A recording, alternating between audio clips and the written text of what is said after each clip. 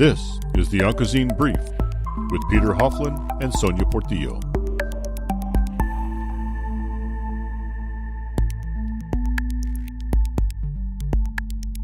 In this episode of the Oncology Brief, we talk with Manon Rinsma. Manon is the author of a new book called 13 Diamonds, Life Before Death from a Child's Perspective. In her book, she writes about losing her mother on a very young age.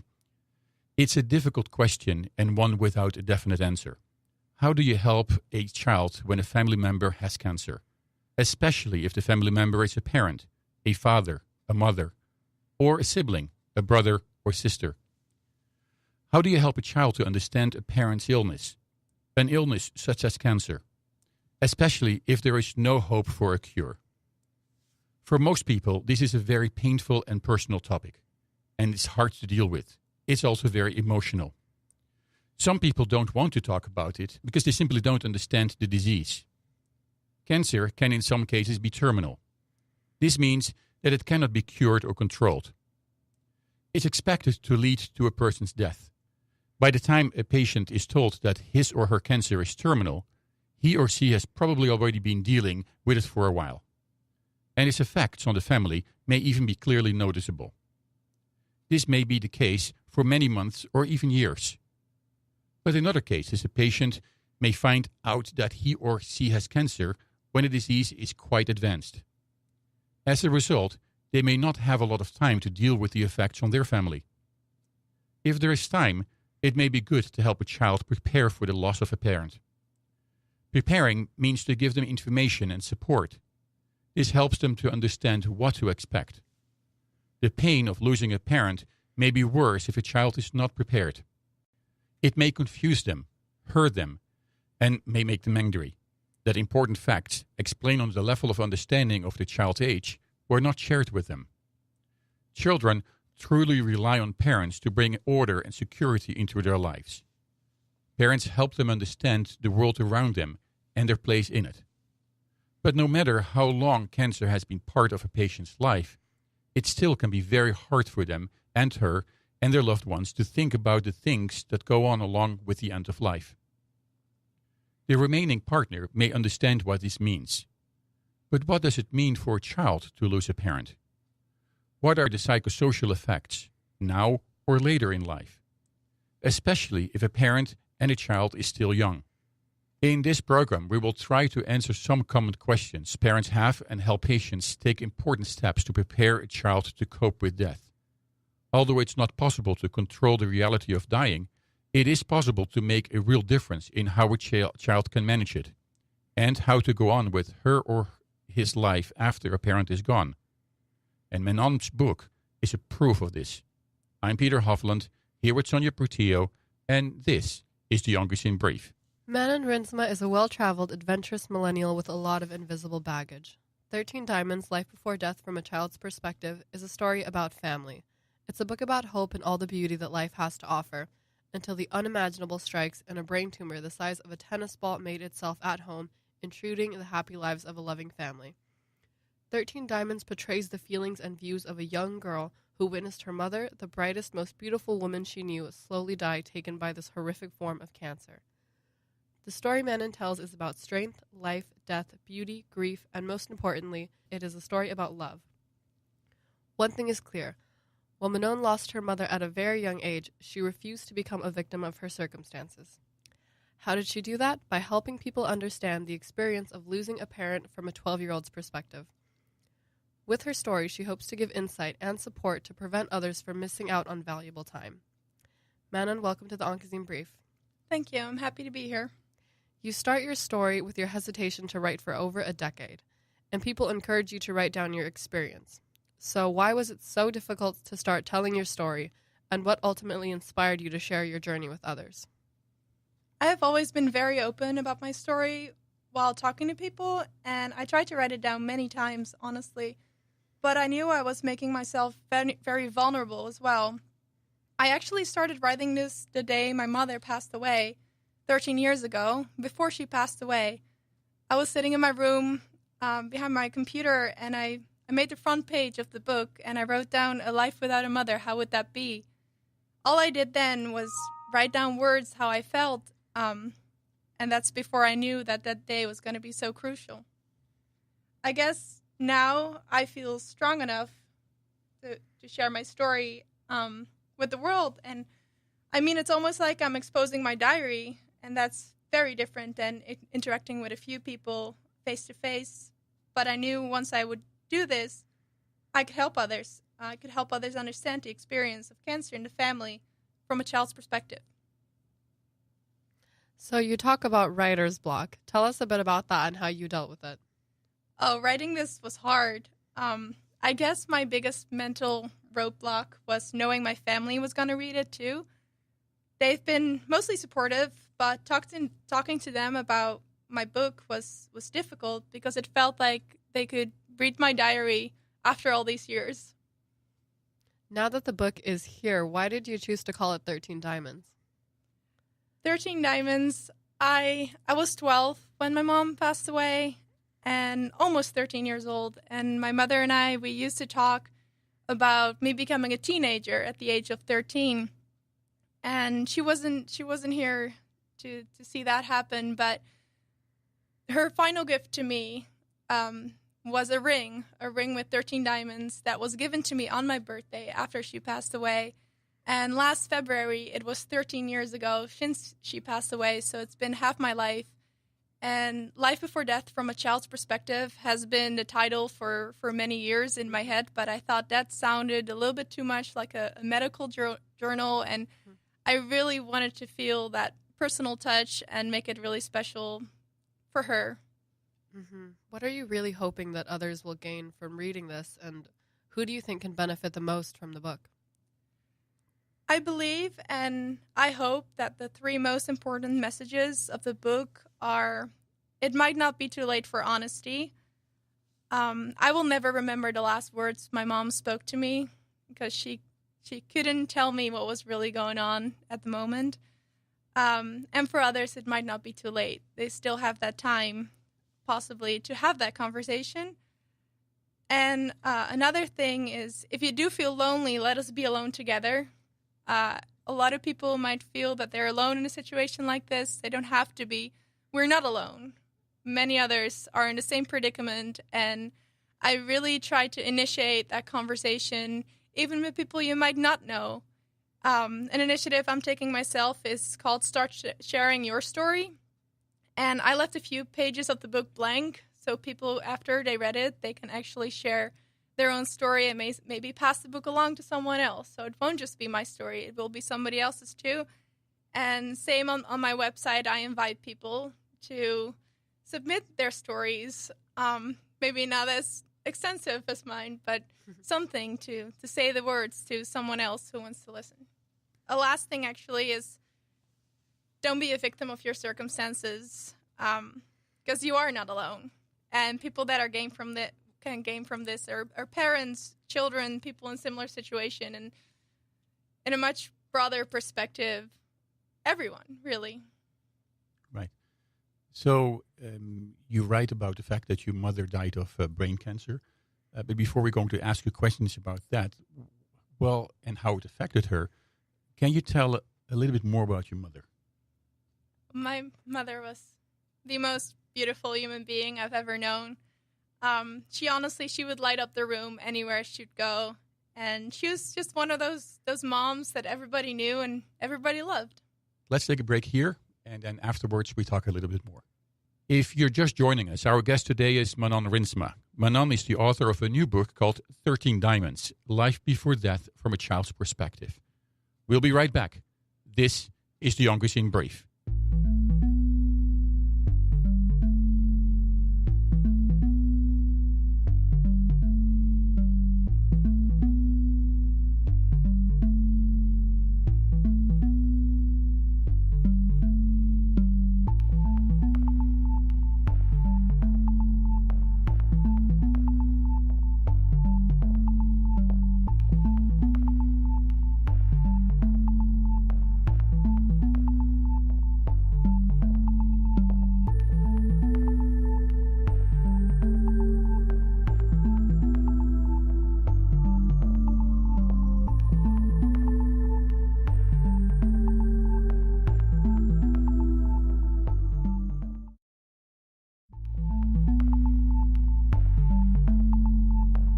This is the Onco'Zine Brief. And if you're just joining us, our guest today is Manon Rinsma. Manon is the author of a new book called 13 Diamonds, Life Before Death from a Child's Perspective. Manon, before the break, you were talking about your mom, real briefly. But what about your father? And how did he go? How did they meet? Oh, my father is a very charismatic man. They met not too long after the Second World War, actually, in a very poor Rotterdam South at the time in the Netherlands. Europe was still recovering, and when my father went into military service, my mother used to write him little letters, and the rest was history. They actually, they would have been married for almost 50 years if she was still here with us today. Oh, wow. That's a long time. That's a long time. Something definitely to celebrate, I guess. Yeah. Definitely. So, in the story, you write about, very difficult things like, as you said before the break, your mom died of brain cancer. Can you tell us a little bit about this specific cancer, and tell us a little bit, if you can, how did that affect her? Sure, yes. It was a very malignant brain cancer. If I remember correctly, it was a grade 4 astrocytoma called glioblastoma multiforme. What I noticed the most, how it affected my mom, there was an emptiness in her eyes from time to time. I started to notice this vague look of her about a year before she passed away. And in certain situations, that look, that would come back, and then I would stare at her and wonder, what is going on? What's going on inside your head? And I remember one moment very clearly, and that's one time I spoke out to her that I was afraid of death. Not my own, but hers. And when I told her that, she looked at me and she asked me, "But why?" And that wasn't about protecting me anymore. She honestly looked like she had no clue what I was talking about for a second there. And that really stood out to me, and that stayed with me for all these years. And another big moment was she loved chocolate cookies. She just loved them. And she really enjoyed Turkish Delight as well. And there was this moment that she was eating cookies and Turkish Delight, and she couldn't stop eating. And even for someone who really enjoys cookies, at some point you stop, and it was looking at her face, it just seemed like she couldn't really connect the dots of actually finishing eating the cookies. And that was a very hard moment. Yeah, I can imagine. Yeah. Yes. So let's switch gears a little bit, right? Families of loved ones with cancer, especially when there are young children involved, they need a lot of support. So how would you describe the need for the support, psychosocial support needed through this, not only the journey towards death, but the journey towards treatment or during treatment? And especially if you, during the treatment phase, start understanding that the disease is terminal. Well, for me personally, there's a need to feel involved. At least that's how I experienced it. To feel involved as a child, I think, is the most important thing. And to accomplish that, you need an open and honest line of communication. I couldn't cure my mother at that time, but I could have done things differently. I could have told her I loved her a little more, and I would feel differently if I really knew what was going on. And in order to have that, she would have had to have a conversation with me that was very, very honest. And right. It's very difficult, but I would have felt more involved in the process, in the disease, and in everything that was going on. Right. And so you refer to the fact, if I sense this right, that the communication was lacking in some way simply because of circumstances. So how important is it really, and I think you alluded to that already, that children get that support? I believe this is very important, Peter. When cancer becomes terminal, family members are the one that stay behind.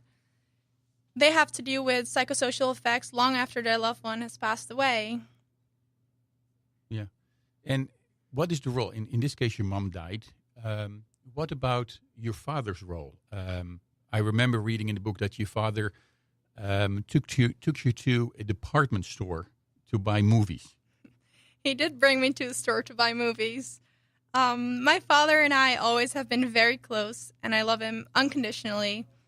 But I always tell him that he's a little bit of an ostrich. They like to put their head in the sand. And my father does not like to deal with difficult situations, so sometimes I joke to him that what he does is stick his head in the sand. I hope he won't be mad that I'm telling you this, but it was, of course, for my dad, it was an extremely difficult time watching the love of his life slowly slip through his fingers. And I'm sure that all he wanted to do was protect me as well, which is out of love. Mm-hmm. And he knew something as simple as watching a movie would help me take my mind off my reality at the time. One of the things in the book that actually I thought was very interesting is that you, when it became clear that your mom would not be able to be cured, you write about the fact that your mom helped your dad to take over the household. Correct. At the time, my father and I could not run the household to save our lives. I didn't even know where my mother hid the vacuum cleaner, to be honest. She was always the one running the show, but she was not going to let us starve because she started teaching my dad how to cook potatoes, which is very important when you grow up in the Netherlands. Sure it is. And I didn't pay much attention when my mother was preparing my father, in a sense, because I still hoped she was going to live. I definitely knew the seriousness of the situation, but my parents could not say to me out loud that at that point they had given up. Right. Now, Manon, let's switch gears a bit and go back to the healthcare professionals involved in the treatment of cancer patients and the support that they provide to families. Do you believe that you received adequate support that you needed during your journey through your mother's treatment, and where did you get most of this support from?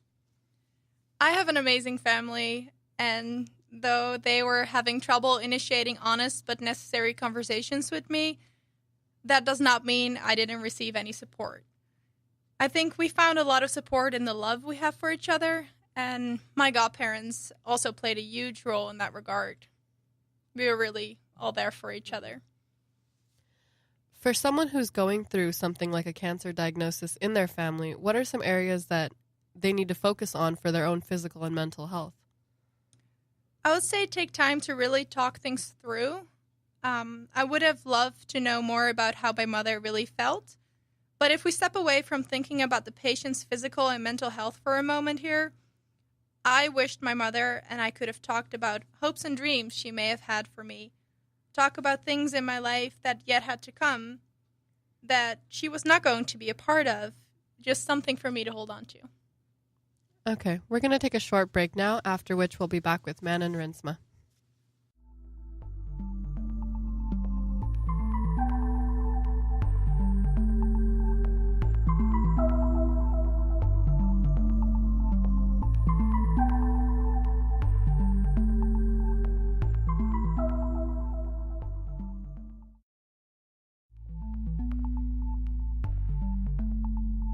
Welcome back to the Onco'Zine Brief. I'm Sonia Portillo, and I'm joined by Manon Rinsma, the author of a new book called 13 Diamonds, Life Before Death from a Child's Perspective. So, Manon, earlier we were talking about some of the resources that people can find to find support when a loved one in their family is going through a cancer diagnosis. What are some of the resources or places to look for this kind of support? Where did you look, or where do you wish you would have looked? I think the best support starts at home. By truly talking about what's going on. But I do realize not everybody is as blessed as I was.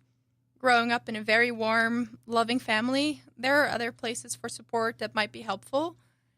Even in a warm home, I could have used someone that would have just sit us all down and somebody that would have said at that moment, hey, let's be honest for a moment. A thing that my mother found great support in was probably religion in the advanced stages of her cancer. Songs, poems, even stories that would inspire her to stay strong. But then we're talking about the patient again. So I would have loved to see how there was more for the family at that point as well. Mm-hmm. And you've kind of mentioned this throughout, but for closing our interview, how do you think support for patients' families and loved ones could really be improved in the future? So when you ask me this question, the first thing I think about is honestly all the doors that closed in my face when my mother was sick. My bedroom door, when adults discussed the situation at home. The front door, when I stayed home when my mother had serious appointments. Or even hospital doors that kept closing for me when I did make it to the hospital, but conversations were still not meant for me to hear. So when you look at the way other family members responded, maybe they try to protect you. Maybe they were trying to take you away, maybe suggesting, okay, well, to your dad, well, give her to us for a while. Or basically shield you from a lot of things. Correct. How is that in your case? Was that a good thing for you? Or was that something that really made you more vulnerable or sad or not knowing how to deal with that at that moment because you wanted to be maybe with your dad? I did want to be with my parents in difficult situations, but of course I love my family. Right. All of them, for how they all tried to protect me, for being exposed too much to the cancer and everything on that journey, from the surgery to radiation therapy to watching my mother lose her hair again after surgery. Well, it just grew back a little bit. You know, they're very hard moments that you witness.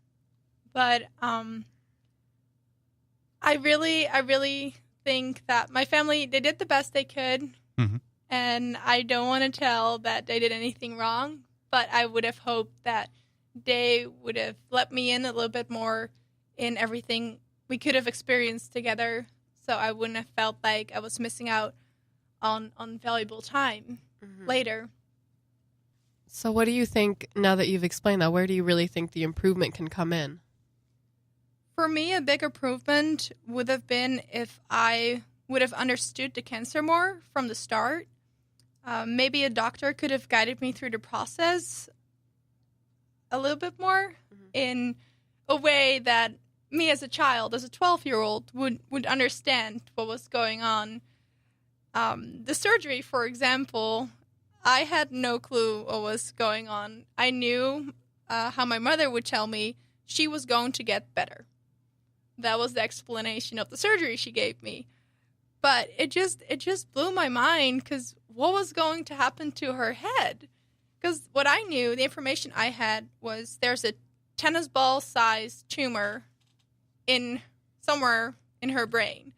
And as a child, I thought, how is that even possible? Because that's a big thing that is in there somewhere. How is there even room for that? And thinking about the surgery, the doctor was going to take it out. But to take it out, they have to go in. So the image that I sketched for myself in my head, I saw Frankenstein. I saw somebody going in my mother's head and sewing it back together after taking the tumor out. And I was terrified going into the ICU on that day of surgery, because I didn't know what to expect. And of course my father tried to explain it was all going to be okay. But with Frankenstein still in mind, I thought, is she even, will her face still be okay? You know, is she going to be my mother once I walk through those doors? Is she going to be the person I know and love? Thank you so much for speaking to us, Manon. You're welcome. Really happy to be here. 13 Diamonds Life Before Death from a Child's Perspective is currently available on Amazon in Kindle Unlimited. You can also go to manonrinsma.com to learn more, and that's spelled MANONRINSMA.com. After losing a husband or wife, a parent may worry a great deal about how their grief will affect his or her child. They worry about children seeing them emotionally out of control and whether the children will be damaged by their own intense feelings of loss. And children look to the remaining parent for cues on how to react to the world and the events that shape their lives.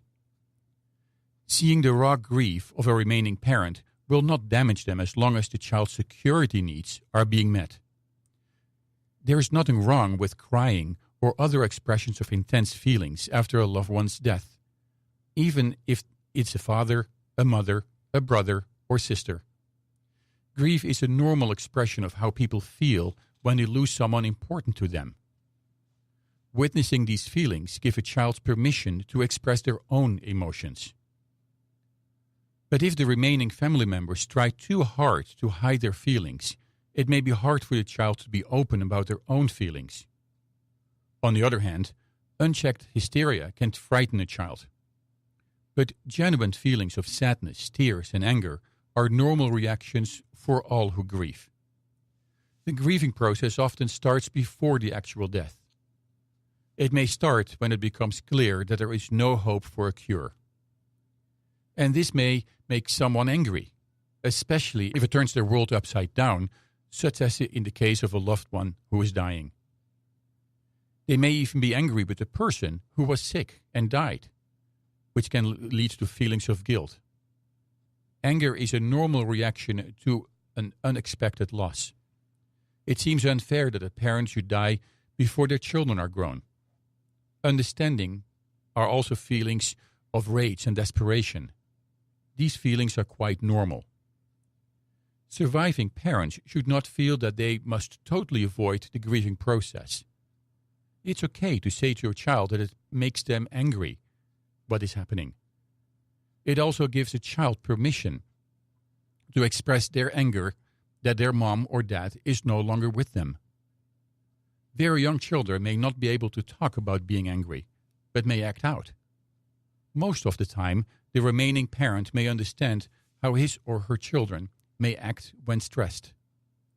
And he or she should be aware that a child who is misbehaving might be doing so because there is no other way to express their anger and confusion about the loss of their mom or dad. If you are a parent and you've lost your husband or wife, invite the child to tell you what's behind their behavior. Ask them, are you feeling sad or angry that this is happening? Tell them how you feel. Tell them that you understand that losing a mom or dad hurts. Tell them that you feel some of those same feelings. But above all, reassure a child, especially a young child, that their parent did not want to get sick and leave them. Help them understand that mom or dad had no control over getting cancer. While this may seem obvious to an adult, to kids, parents are often all-powerful and should be able to prevent bad things from happening. And we're going to take a quick break now. This is the Onco'Zine Brief.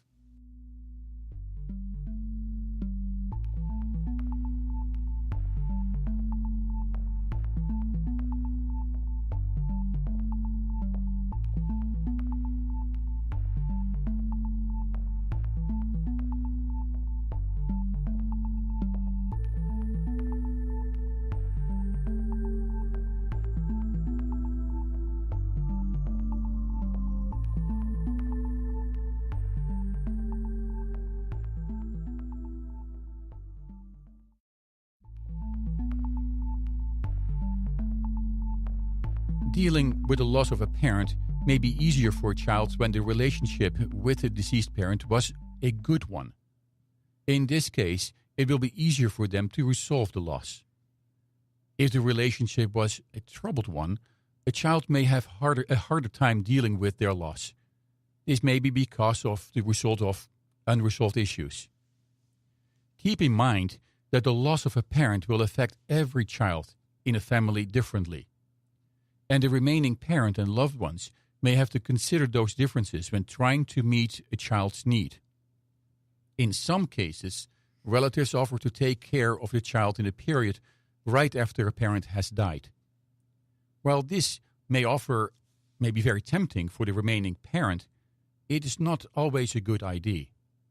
If a child is still young, this may add to the child's fears of abandonment. A child may benefit from seeing the surviving parent's expressions of grief.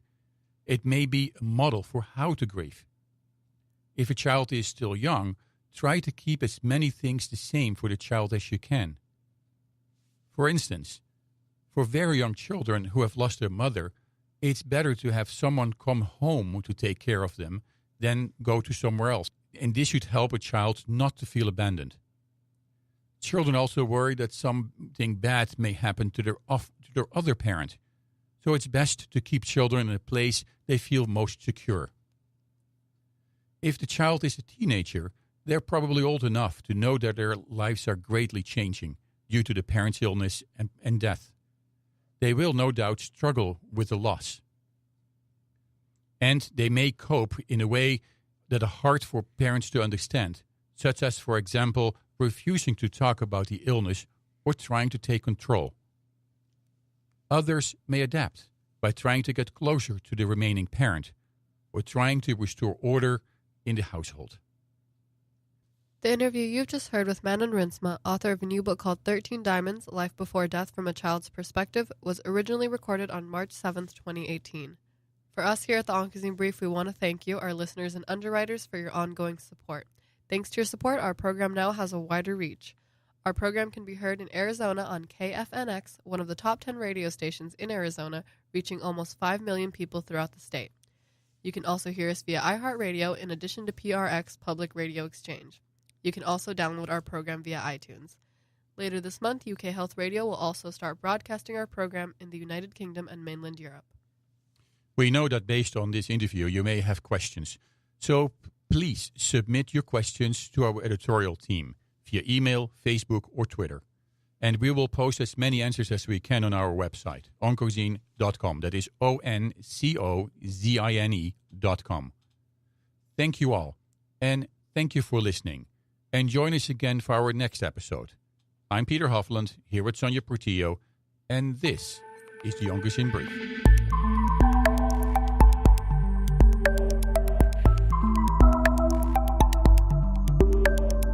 The Onco'Zine Brief is produced for Sun Valley Communication by Peter Hofland, Sonia Portillo, Evan Wendt, David Kaler, and Sean Mayer, and distributed by InPress Media Group. Support for the Onco'Zine Brief comes from listeners of this station and our commercial underwriters and advertisers. For more information about underwriting and sponsoring options, contact Sean Mayer in California at 949-923-1660 or visit our website at Onco'Zine.com/underwriting. The Onco'Zine Brief contains health and medicine-related information and is provided for educational and entertainment purposes only. The content is not intended as a substitute for professional medical or health advice and does not replace your doctor's advice. Your doctor is the best person to answer questions about your personal health. If you hear something in this program that doesn't agree with what your doctor has told you, ask him or her about it.